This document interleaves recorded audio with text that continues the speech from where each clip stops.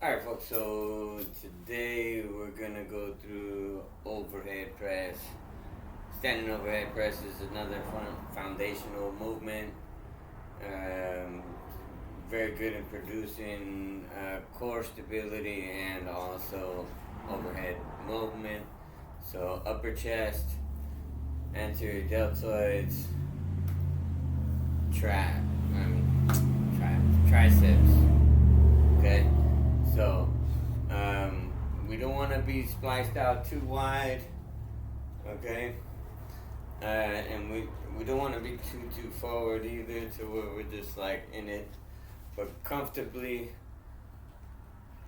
just outside of where your chest is.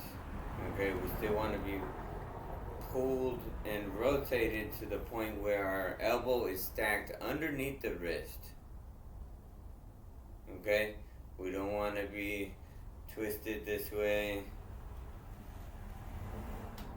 Okay, we don't want to be this way. We want to be right like this. And so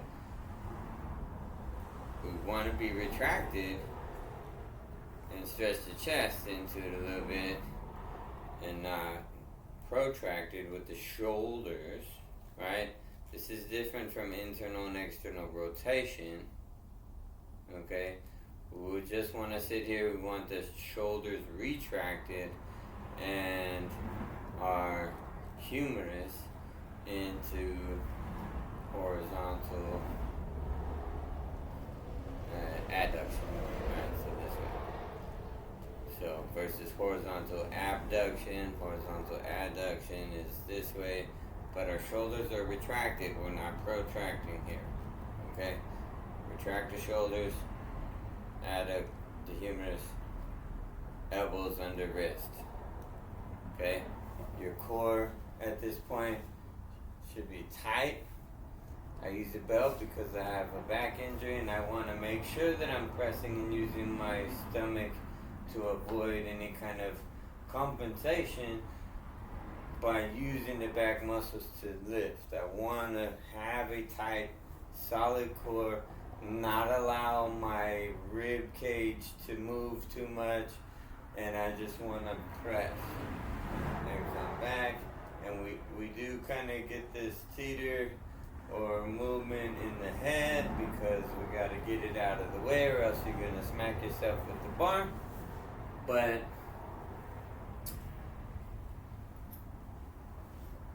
retracted, elbows underneath. Okay, now protracted this way, retracted, elbows tight, and we're engaging the lats and pulling our elbows in close to the body. This is actually close to the body. We have more stability and ability to move a load. So if you notice, in every compound lift, moving the bar and the loaded weight involves keeping it close to your body as much as possible as it moves up the chain. So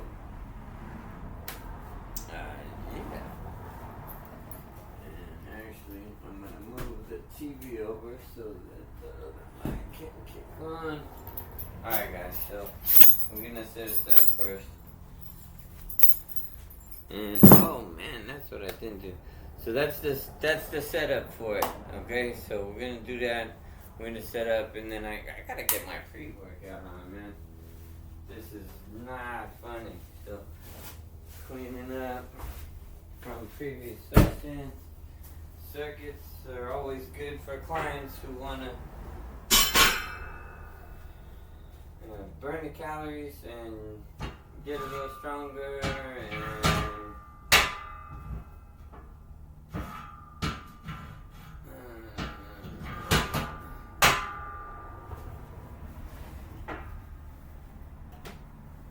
And if we're limited on time, right?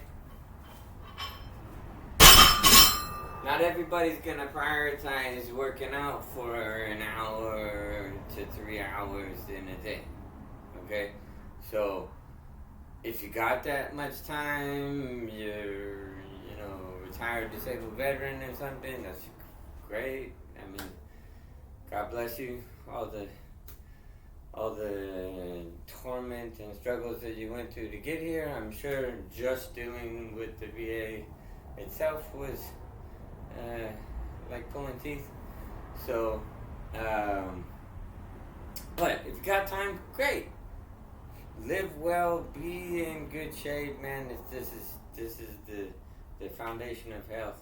Is just getting yourself moving and eating right, and that's it. So I put the J hooks at a height that's around my collarbone, because when I come up underneath it, remember, we're going to be retracted in the shoulder, which is going to pull up the chest. We're rotated out only to the point where we need to get the elbows under the wrist, okay?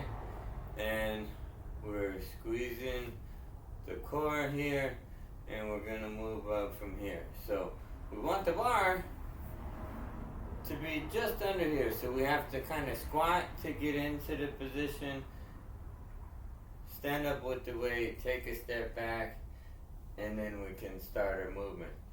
Okay?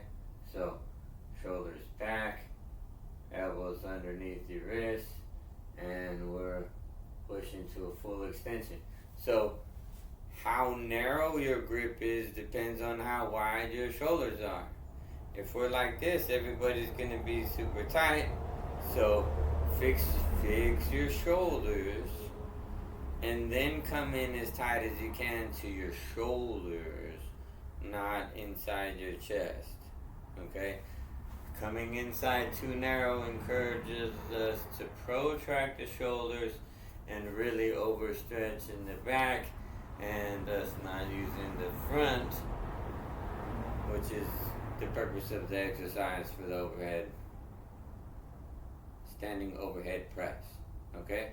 So give us a minute. We're going to reposition everything, and then I'm come back with part 2 and actually do the workout.